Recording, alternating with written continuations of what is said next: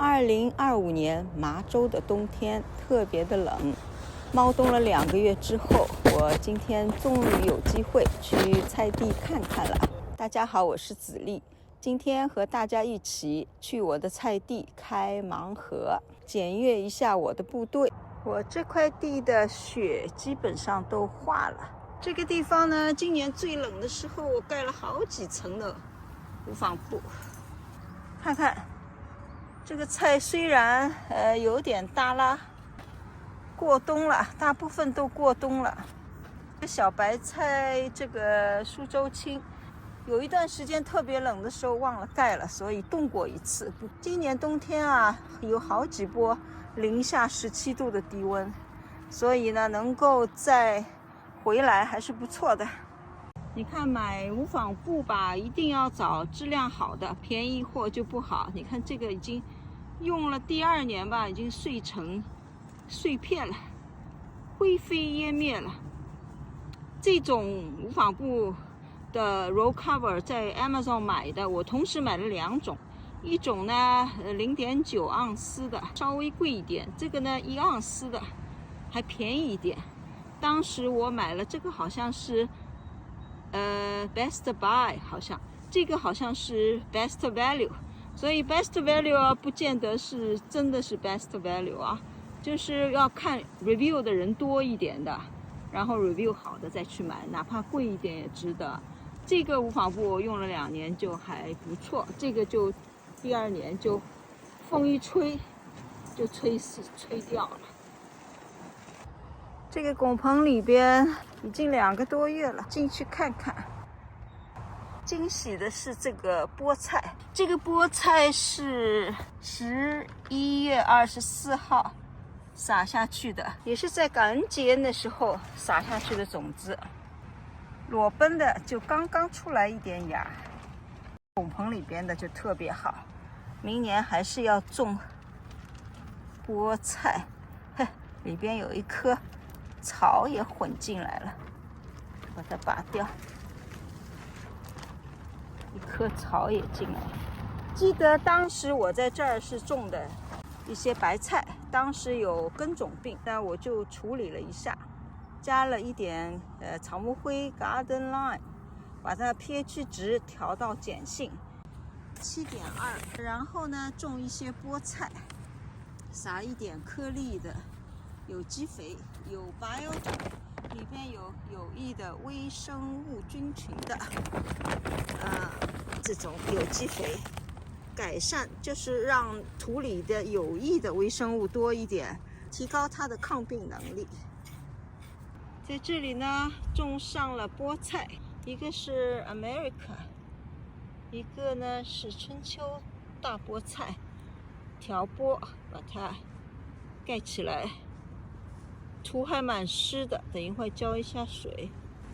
你看很棒吧，绿郁葱葱，撒的还是有点密了，因为这个菠菜种子啊有几年了，我就不知道这个发芽率，当时撒的时候，现在看上去不错吧。这一颗回来的还挺好的，它这个品种不一样，这个品种好像抗冻性挺好的，别的就其他品种的就没有活过来。这个是德国芥蓝，虽然有一些叶子坏掉了，但是当中的芯子还是很绿的，所以这2颗就过来了。黄心乌在拱棚里边都不错，现在开始有苔了。这个在外面的还行，能够 survive 了。然后这个地方韩国生菜大部分就不行了。再来看这些黑大头，这个黑大头在拱棚里边就表现不好了，还不如在无纺布下面直接盖着的。这块地方有根种病，你看这个生菜都冻坏掉了，还是不看冻。这个草都长得挺好，然后这些菜我都要拔掉了，我准备在这儿种生菜了。反过来这儿你看，这是一棵宽叶的俄国鱼甘蓝，这个地方也是我入冬前撒的过冬豌豆 ，Field Pea 是12月7号、17号种下去的，所以这个地方还行。这个过冬豌豆过一段时间就起来了。总体来说呢，鱼甘蓝、菠菜表现不错。今天是3月5号，我准备把这些表现不够好的菜收了。我育了一些莴笋、生菜，还有菜苔的苗，准备种到这儿里边来。这里呢是自己搭的一个临时的小塑料拱棚，底下盖了一层防虫网。啊，这个很不错。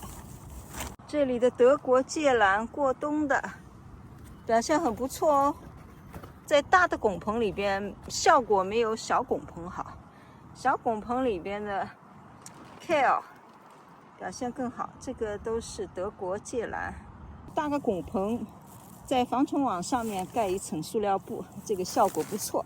包括这个生菜，包括躲在 kale 边上的生菜也过冬了，这个方法不错。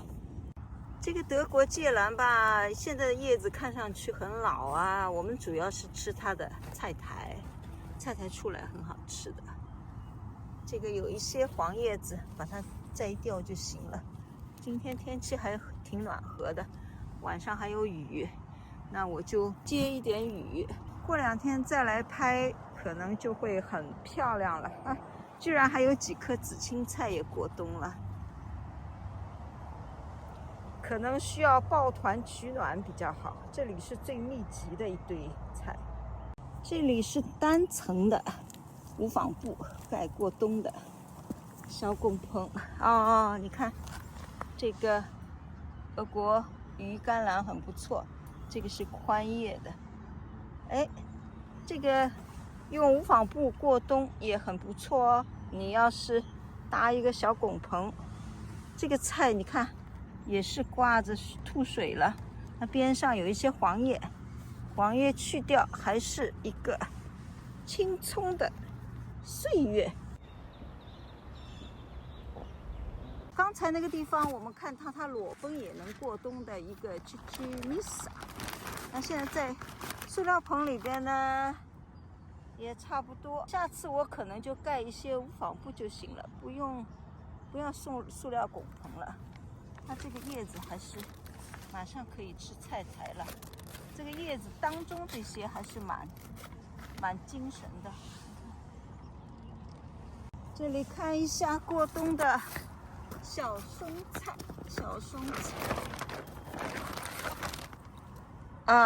有一些黄叶子，但是菜还蛮精神的，没有冻坏。我整理一下，可以收菜苔了。总结一下啊，冬天过冬你要抱团取暖，种在一起的菜，效果比较好。菜呢稍微要大一点，不要太小，也不要太大。然后找最抗冻的品种种，菠菜、鱼甘蓝、过冬的豌豆 Field Pea， 这些都表现比较好。其他的话呢，尽量在入冬前就吃了。